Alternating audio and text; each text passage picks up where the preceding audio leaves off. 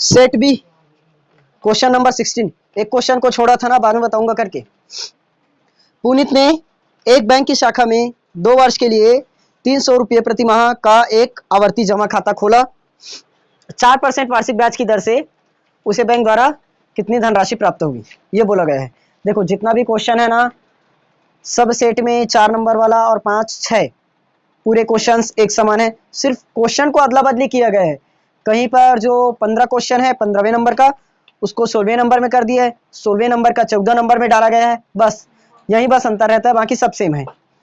और हर साल जिस चैप्टर से जितने नंबर का क्वेश्चन आता है उतना ही क्वेश्चन आएगा। जैसे अभी बना रहे हैं चैप्टर नंबर 8 का, बैंकिंग और कराधान। यहाँ से ना क्वेश्चन जरूर आएगा और इतने नंबर का ही आएगा, 5 नंबर का इस साल भी। देखो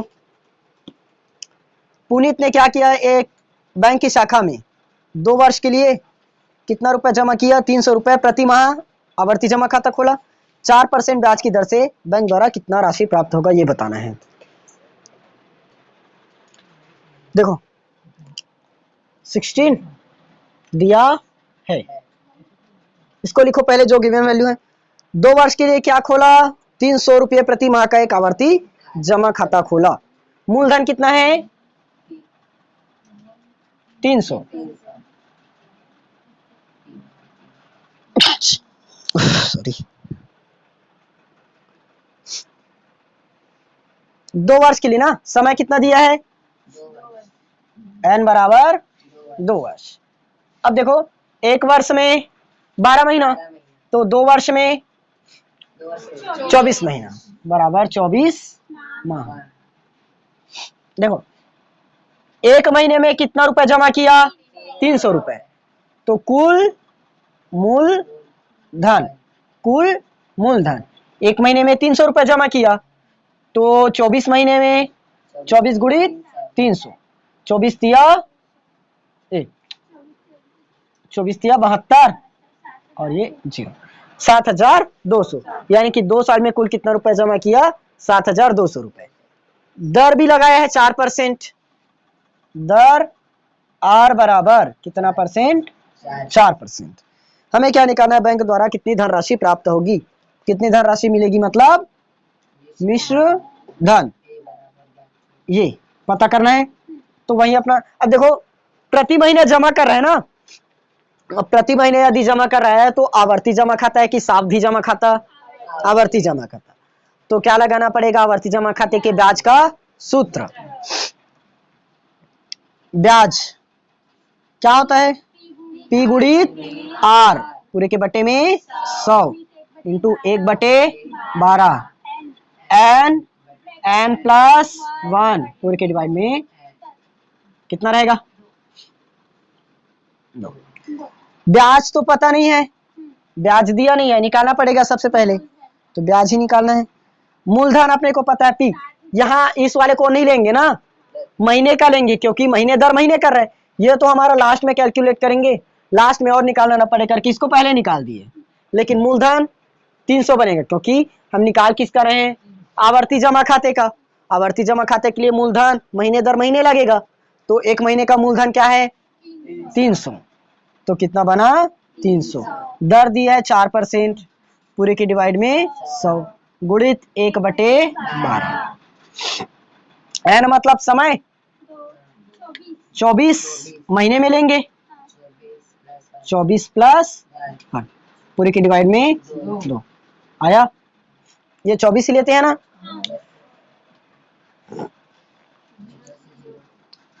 कटा 100 तिया 300, 4 एकम 4, 4 तिया 12, 3 एकम 3, ये भी कटा। बोला था ना बोर्ड एग्जाम में ज्यादा गुना भाग वाला नहीं आएगा। 12 दूनी 24, 25 गुणित 12, 25 दूनी 50, 25 से कम 25, 25 5 30, कितना आया, 300 रुपए। बस ब्याज लगा, ये हमारा क्या है, ब्याज। कितना रुपए लगा ब्याज, 300 रुपए। अब देखो उसने टोटल कुल कितना रुपए जमा किया था, हमें निकालना क्या है, मिश्र धन, मूलधन प्लस ब्याज, मूलधन प्लस ब्याज। मूलधन कितना है टोटल 7,200, ब्याज 300, तो टोटल कितना मिलेगा 7,500 रुपए। यानी कि बैंक उसे 2 साल बाद 7,500 रुपए देगा। समझ आया कि नहीं आया? क्वेश्चन क्लियर है? यहाँ पर मैं पहले बताया था बोर्ड एग्जाम में ज्यादा काटा फिटी वाला सवाल नहीं आएगा। जैसे अभी पूछ रहे थे ना जब चैप्टर नंबर 8 पढ़ रहे थे, इसको कैसे काटना है, इतना लंबा करके गुणा करने वाला, देखो कहाँ मिला। वैसे ही अब देखो सेट ए बी और सी तीनों में सिर्फ एक ही सवाल आएगा। 5 नंबर वाला क्वेश्चन है तो 5 नंबर वाला क्वेश्चन तो बदलेगा नहीं। अब देखेंगे हम लोग 2022 में कितना काटा फिटी दिया है, ये तो 2023 का हुआ। देख लेना 2022 में भी इतना ही काटा फिटी रहेगा, ज्यादा नहीं रहेगा। समझ आया कि नहीं आया? क्वेश्चन आया? 16वां का ही अथवा क्वेश्चन देखो। अथवा क्वेश्चन भले नहीं बनाओगे लेकिन करा रहा हूं, देख लो। देखो वित्तीय वर्ष 2013-14 में एक शासकीय कर्मचारी की कुल वार्षिक आय 3,60,000 रुपए थी। 20,000 रुपए जीवन बीमा पॉलिसी का प्रीमियम, 4,000 रुपए प्रति माह सामान्य भविष्य निधि में जमा। दे आयकर की गणना कीजिए। आयकर की गणना पूर्व सामान्य निधि एवं जीवन बीमा आदि में नियोजित राशि का अधिकतम 1 लाख रुपए क्या है, कर मुक्त है। आयकर की दरें निम्नानुसार है। 2 लाख रुपए तक कोई भी कर नहीं देना है। 2 लाख 1 रुपए होगा, 2 लाख 1 रुपए से बढ़ा 5 लाख तक तो कितना रुपए देना है, 10% कर। 5 लाख 1 रुपए से भी यदि 10 लाख के बीच में है तो 20%। इसमें शिक्षा उपकर भी दिया है 10%। इसमें इंग्लिश मीडियम वाला भी है ना, नीचे का दोनों एक समान रहेगा। चलो देखो अथवा है ना, सरकारी कर्मचारी की वार्षिक आय, वार्षिक यहां से लिखोगे ना, मैं जगह कम पड़ेगा इसलिए यहां लिख रहा हूं। कितना है 3,60,000 रुपए। ऐसे कॉमा करते करते दर्शा देना, तब थोड़ा आसानी से समझ में आएगा कितना है। नहीं तो जीरो में कंफ्यूज हो जाओगे कि कितना जीरो लगा है।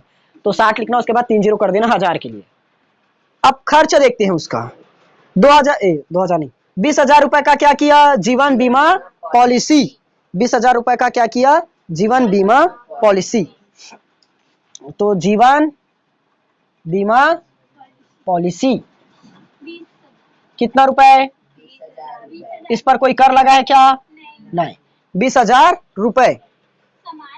अब सामान्य भविष्य निधि, सामान्य भविष्य निधि, इस पर देखो 4,000 रुपए प्रति माह। 4,000 क्या बोला है, प्रति माह। लेकिन हमें वार्षिक निकालना है। एक महीना में कितना जमा कर रहा है, 4,000, तो 12 महीना में 4,000 गुणित 12, तो 12 चौक 48। देखो एक महीना में कितना रुपए जमा किया, 4,000, तो 12 महीना में 48,000। जैसे एक महीना में 1,000 रुपए हम कहीं दे रहे हैं किसी को, तो 12 महीने में कितना देंगे, 12,000। 2,000 दे रहे हैं तो 24,000। सेम वैसे 4,000 दे रहे हैं तो टोटल कितना हुआ, 48,000। अब कुल जमा राशि देखें, कुल जमा राशि क्या क्या जमा किया, जीवन बीमा में जमा किया और सामान्य भविष्य निधि में जमा किया। तो कुल जमा राशि कितना राशि हुआ, देखो एक 20,000 रुपए किया था और एक 48,000 रुपए, तो कितना हो गया, 48 और 10 98, 58, 58 और 10 68, टोटल कितना निकला, 68,000 रुपए। देखो कुल जमा राशि कितना हो गया, 68,000। देखो 3,60,000 में क्या किया उसने, 68,000 रुपए जमा कर दिया।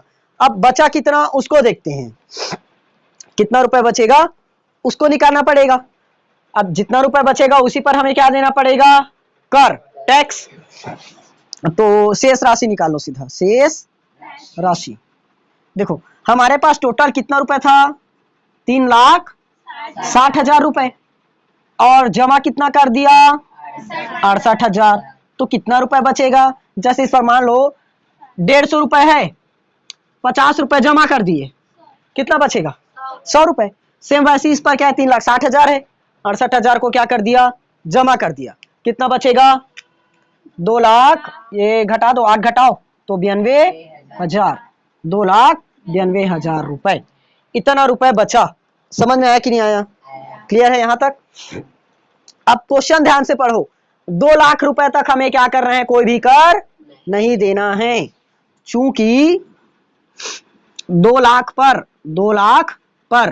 कर कितना है 0। 2 लाख रुपए तक हमें कोई भी कर नहीं देना है।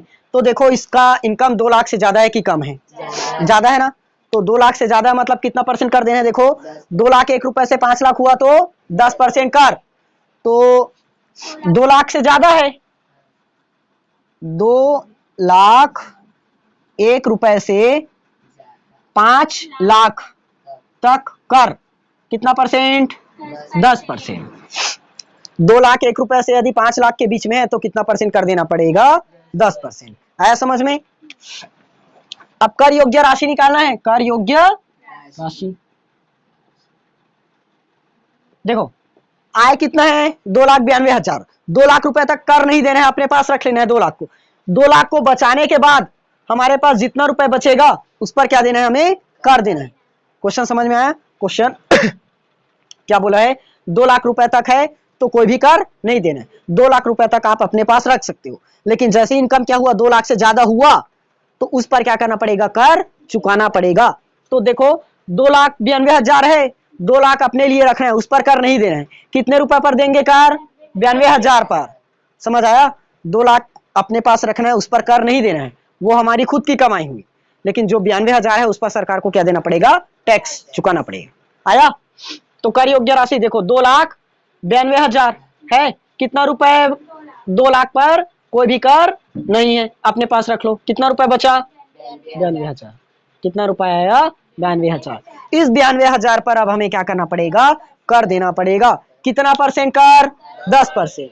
तो 2,92,000 का 10% कर, 10% कर, तो 92,000 इसका कितना परसेंट 10, पूरे के बटे में 100 कटेगा, उसको काटेंगे, 1 जीरो यहां से कटा, 1 जीरो यहां से कटा, कितना बचा 9,200 रुपए, कितना आया 9,200 रुपए। 92,000 का हमें कितना रुपए देना पड़ेगा, 9,200 रुपए देना पड़ेगा सरकार को टैक्स। समझ आया इतना। अब एक चीज और बोला है, शिक्षा उपकर भी चुकाना है अपने को। शिक्षा उपकर, शिक्षा उपकर कितना परसेंट 3%। 9,200 रुपए का कितना निकालेंगे 3%। अब देखो इसको वापिस से इसी में मत निकालना, ये हमने दे दिया है वो है ना, 9,200 का 3%, तो 9,200 गुणित 3 बटे में 100 रुपए, करो कितना आएगा,